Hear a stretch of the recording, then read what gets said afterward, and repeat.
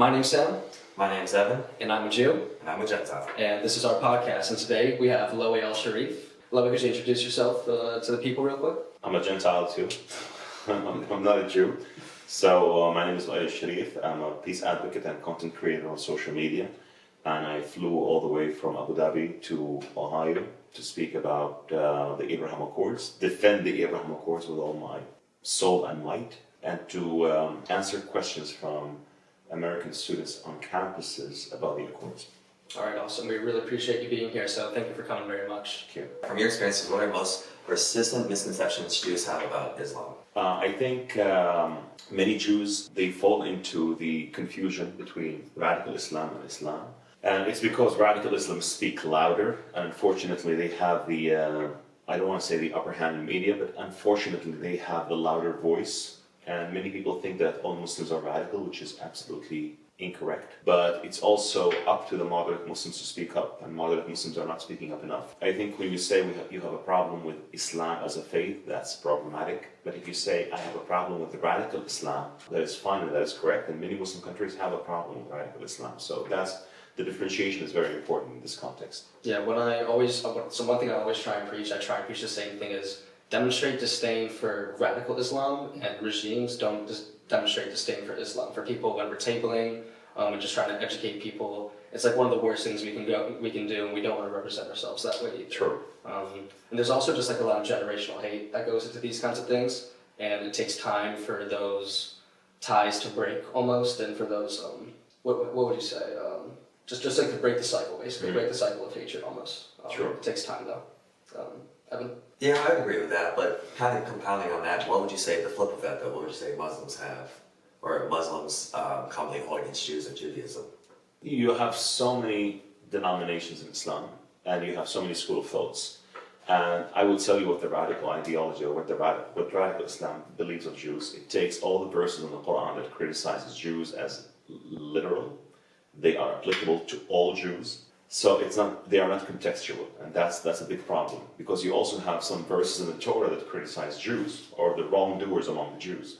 I understand that, but in Islam, the mainstream school of thought is that all Jews are cursed and all Jews are punished, and God took away His promise to the children of Israel after the message of Islam, which is something I don't believe in, of course. Okay. Do you see a bigger difference between Shia and Shiite Muslims, or in the sense of radical Islam? Shia and Shiite, they are the same. Shia and Shia, they are the same. Fair. I thought there was two schools. Sunni and Shiite. Or Sunni, I'm sorry, Sunni. Sunni and Shiite, yes. There are some political differences, especially about who should succeed Prophet Muhammad, and who should actually lead the Ummah, or the nation, after him. But yeah, there are some fundamental differences, but also some of them are just, I would say, differences in jurisprudence. They are not very major. Fair.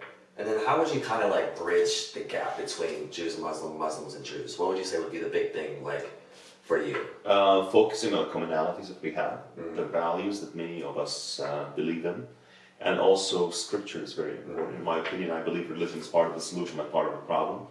And unlike what many people think, that religion is the source of all the troubles, I don't really believe that. I believe we can make Jews and Muslims reconcile if we really have a fundamental base on faith. Fair. Well, that's interesting, because with the Abrahamic tradition, it goes Jews, or Judaism, Christianity, then Islam.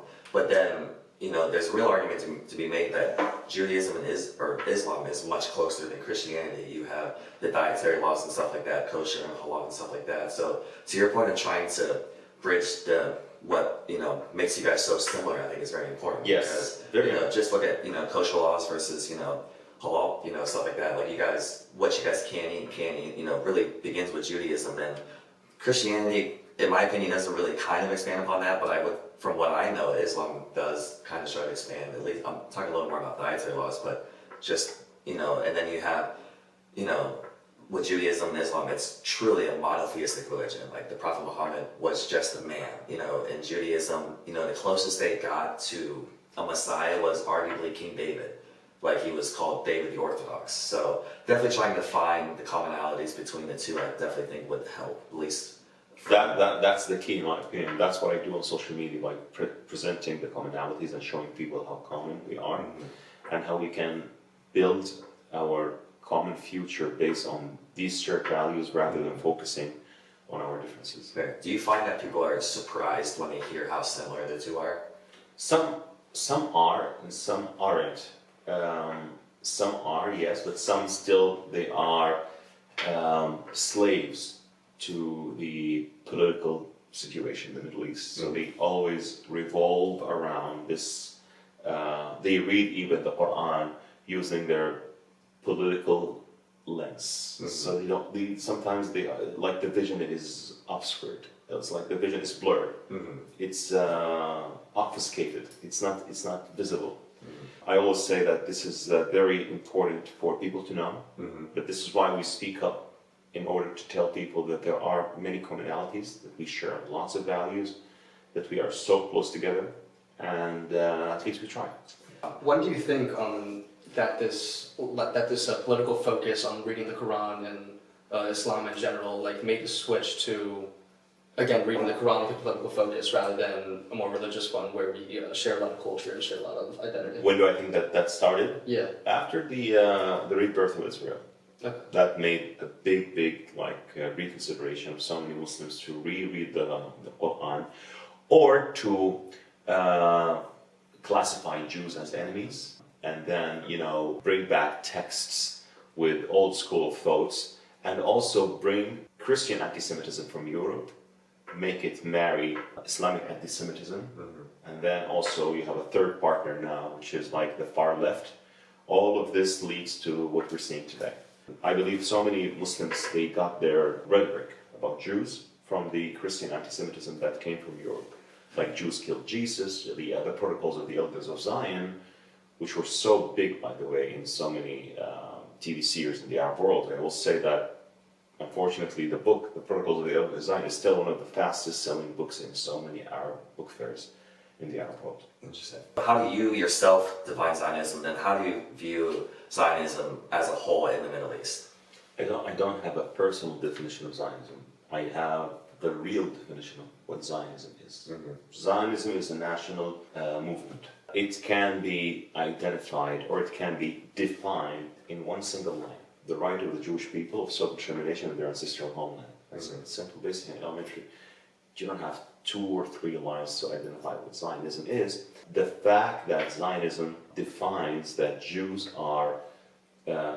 do belong to that land, which is called the land of Israel, but it's not exclusively tied to the Jews. This is very important. So my definition of Zionism is that the one that I told you, and it doesn't contradict my faith as a Muslim, because I say it again and again, the prophets, kings, and heroes that 1.8 billion Muslims are named after, they had this sets of beliefs about Zionism. I try to explain to people what Zionism is, because still people in the Arab world think that Zionism means one thing: killing children and women and taking the lands that they don't belong to you, and then very, how to say this, distorted definitions or marred definitions. Yeah. I believe the first place Muslims prayed to was Jerusalem. And yes, then for 18 months. Yeah, and very short time period, but just goes to show the importance of Judaism and Islam in Jerusalem. Yes, because at that time the Prophet, I believe that the Prophet did not feel that he was an Israeli,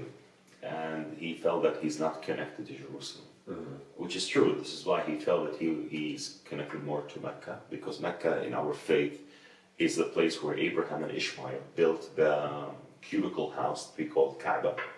And the Prophet always felt that he belongs to Mecca, but he prayed to Jerusalem because it was a tradition for all the prophets to pray towards Jerusalem. But he didn't feel connected. I believe so. Yeah, no, that makes sense.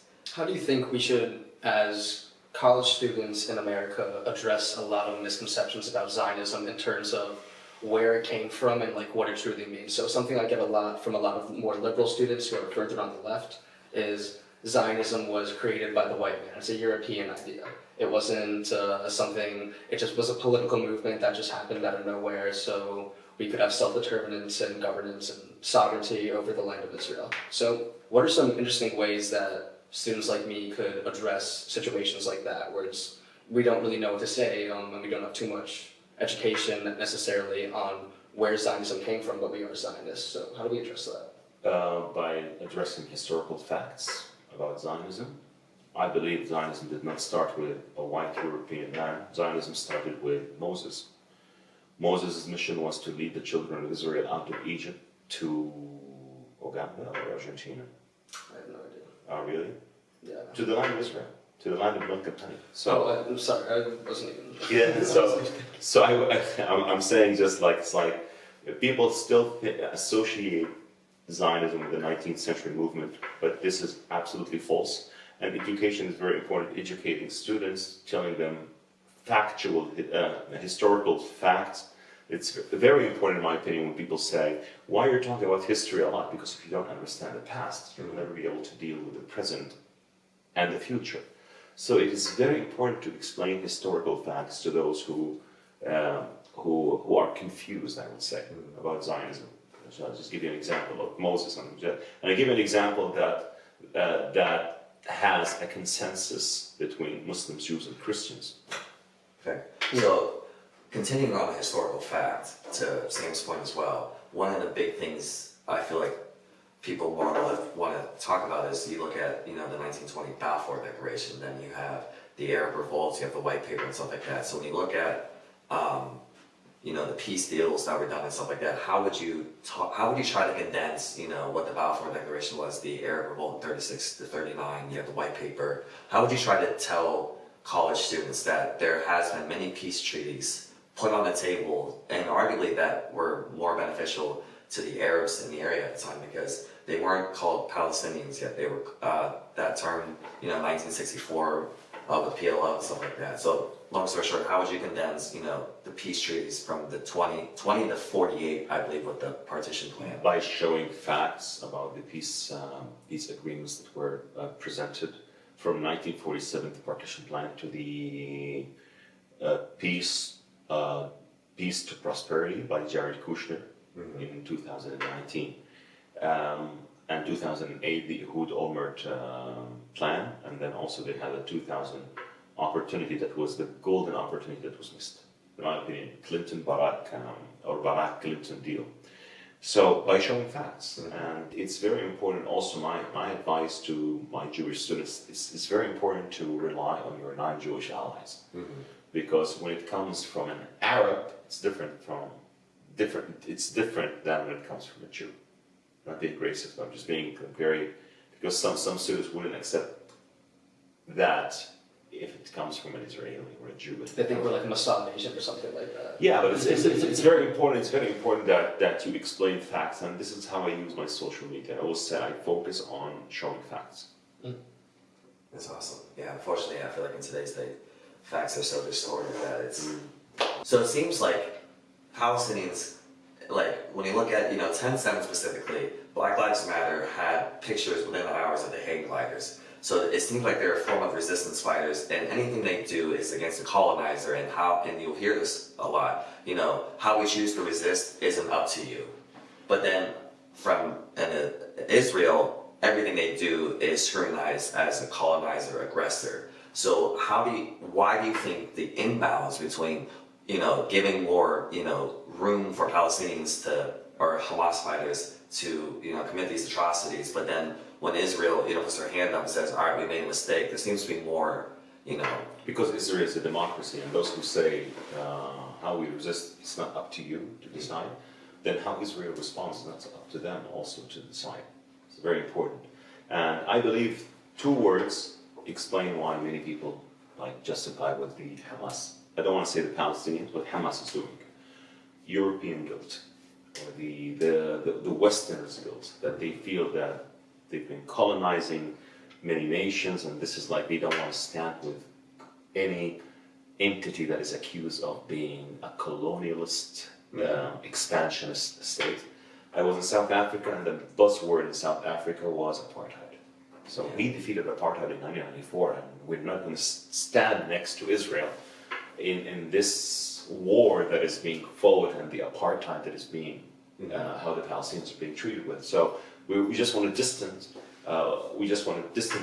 ourselves from apartheid, so they are very, very sensitive when it comes to apartheid. I believe many Europeans have the European guilt, and they don't want to be associated with Israel because they're still picturing Israel as the foreign colonialist, white European project, expansionist project, and this is why they do what they do. But the thing I can say is that they have to listen to the people of the region, Fair. the people from the Middle East, that could explain to them that this is not true, and Israel is not an expansionist. Israel had golden opportunities in the past 15 to 20 years to take over more Arab lands when Arab regimes went through what we call the Arab Spring, where so many regimes were trembling and were falling, and the region was really being reshaped by these kind of revolutions. And I don't support the Arab Spring, FYI. Totally against it. And but Israel could have taken the opportunity to do some, to plan some coup d'etats in some countries that were like facing these kind of turbulent political situations. You have to explain to people with the help of your non-Jewish allies how the geopolitics fund in the Middle East. Well, you can go back even further to '67, when during the Six-Day War, Israel captured the whole Sinai, and for land swap deals to ensure peace. Yeah, Egypt was the first one to sign a peace treaty. Yes, in 1978, Sadat was so sincere in having peace with Israel, and unfortunately he paid his price. He paid his life for it. He paid the price, which was his life, unfortunately. And Mubarak, when he came into power, he buckled down when he saw that the price that Sadat paid was his life. I'm not going to pay and I understand that, by the way. I totally understand that. I'm not going to pay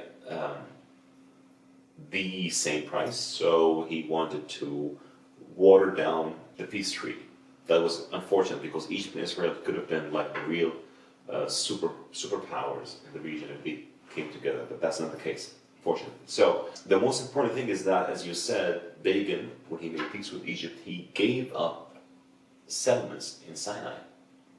Of course, there were other deals like the disarmament of Sinai and the disarmament of certain areas in Sinai Peninsula, but it was accomplished, and it's done, and that could inspire the Palestinians if they were so serious. Not the Palestinian people. I say the Palestinians, not referring to the Palestinian people. So I'm talking about the Palestinian leadership. So the Palestinian leadership, or leaderships with an S plural, they could have been inspired by what the Egyptians did in 1978 when Sadat really brokered peace with Israel. And that peace led to the dismantling of all the settlements in the Sinai Peninsula. No, I definitely do think that's something that I've always tried to tell people, is that Israel has tried to broker peace between, especially its neighboring countries, because you had the 48 war. I believe 5 Arab countries attacked Israel. And then 1948, 1956, 1967, 1917, 1973. Yeah, and I always tell people, do you really think Israel wants to constantly be in a war? Yeah, I lived in Israel for 10 months, close to a year. I go, many of my friends there just go, we want to be able to get on the bus, we want to be able to go through without having to worry about constantly being under attack. And what you just mentioned with the Sinai and stuff like that, you have the Camp David Accords, you have 2008, which the 2008 would have given Mahmoud Abbas and PA control of 93% of the West Bank. So they refused because of the right of return. So what are your thoughts on the rights of return then? It's not possible because it's very important to know that just like there were so many Palestinians, I believe many of them left voluntarily the land after 1947 war, because I don't believe those who say no, they were kicked out. That's maybe some cases, like some handful cases, but the majority were not kicked out. No. This is why you have 2 million Arabs living in Israel as citizens. Yeah. They define themselves, we are the one who did not leave in 1967. And now they are citizens. So, very important to highlight this. So, if you want to tackle this, those who were kicked out, and give them the right to return, what about the real people who got kicked out from 21 Arab states? Yeah. Well, that's the point you hear the Nakba a lot, So there's also a Jewish Nakba, because so many Jews, I know many Jews in Egypt, in Iraq, in Yemen, were kicked out of their countries even though they were citizens, because Israel was established and they were being treated in a way that you are supporting Israel, even though many of them didn't really want to go to Israel. No, exactly. I think that's a great point because you hear, especially around the time of the Nakba, you'll hear 800,000 million Palestinians were kicked out. And the thing I always tell people, I go,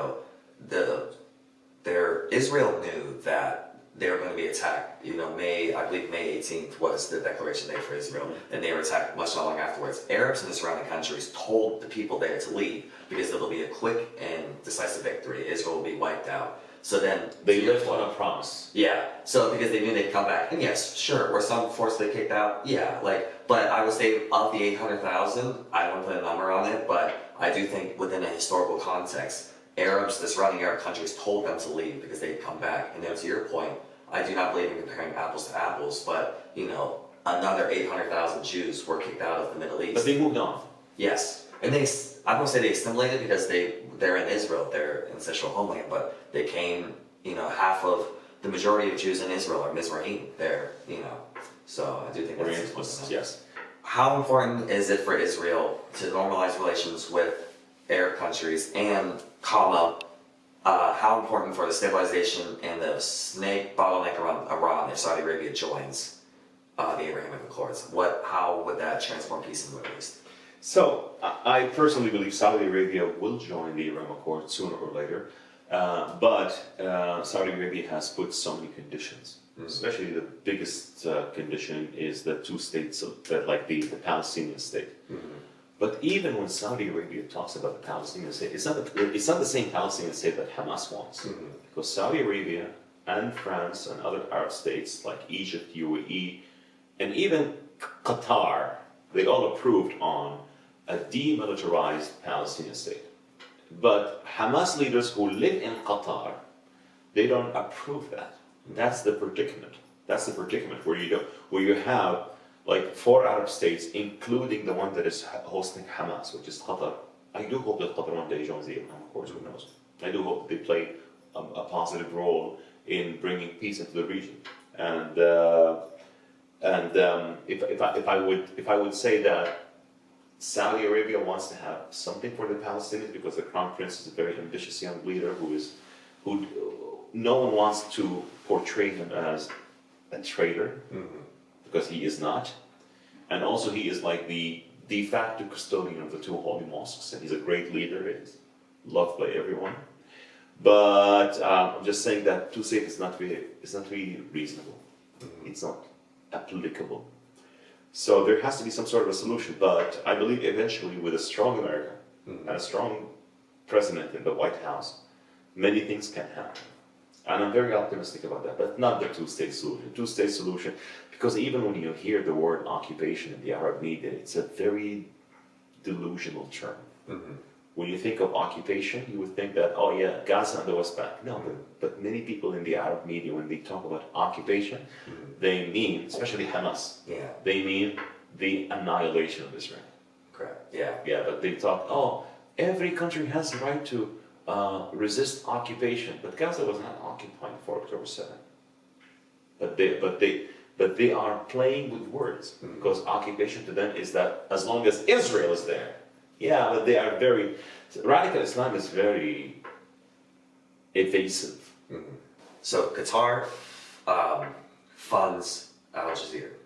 How do you combat, I hate this term, but fake news, or when you push, terms like occupied, ceasefire, how does, Al Jazeera, which is propaganda news, but it is quoted by a lot of Americans, how would you bring that up to people? How would you try to discuss, well, Qatar funds Al Jazeera, and Al Jazeera is banned in many Muslim countries, so that distortion of media and what Israel is doing is driven largely by Qatar and Al Jazeera.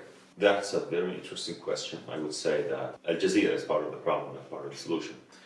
Qatar can play a more positive role, in my opinion, but Al Jazeera is very problematic. Al Jazeera is doing a very smart propaganda, by the way, when it tries to depict Hamas and the militants in Gaza as freedom fighters, and they are not, of course. So in which dictionary a freedom fighter would kidnap a toddler or a Holocaust survivor. Of course not. But I believe with the great relationships that the American administration has with Qatar, they can pursue them to change some of their policies. And I sincerely believe that Qatar can play a positive role in the Middle East, can fund projects related to peace instead of funding projects that are not related to peace. And Al Jazeera made many of us believe that Bin Laden was a hero. Really? Yes, Al Jazeera was broadcasting Bin Laden's tapes exclusively, and they were like the full tapes on television, where you had no internet, where you had no other source to debunk or to verify what was being said, and that made many people believe what was being said on that propaganda. It was evil, pure evil, and but Al Jazeera is so smart in doing what it's doing. So I hope that they can play a better role in the future of the Middle East. The thing that gives me hope is that the American administration, again, I would say, the tough president that we have in the White House now, can pursue Qatar to play a more positive role. Let's hope. I hope. Yeah. Which is interesting though, because they do host the Muslim Brotherhood. Yes, leadership. yes. But then they're playing. So the problem with that if you speak to the Qataris and you say, why are you hosting the Muslim Brotherhood and the Hamas leaders? You know what they would say? We were asked by President Obama, and that's true. So the problem also lies on those who ask the Qataris to host Hamas leaders. But they did kick some of them out, or there was negotiations to remove them, and they went to Yeah, but I believe, for example, if there was a strong president in the White House in 2023, October, he would just pick up the phone and tell the Qataris, if you don't release the hostages now, there will be consequences. That's it. Yeah. And the Qataris can pursue Hamas to release the hostages, because they did recently pursue Hamas to release 21 hostages, but it was President Trump in office. So in December or November 2023, if they received a call that if all the hostages are not released, there will be consequences. That's it. No threats. There will be consequences. But that phone call didn't take place. Yeah. Which is unfortunate. But Yeah, because some hostages were killed. yeah. Like Hirsch and... Well, he was Sinwar's, collateral damage. They followed him around, and Israel kind of always knew where he was, at least to my understanding. They always kind of knew where he was, but they would never attack because he had 4 hostages who were, very malnourished. Shields. Yes. Human shields. Yes, they were very malnourished at the end because they weren't being fed anything. Okay. All right, and I'm a Jew, I'm a Gentile. and this is Loay Alshareef, and thank you for watching us and tuning in. Have a good one. I'm a Muslim. Thank you.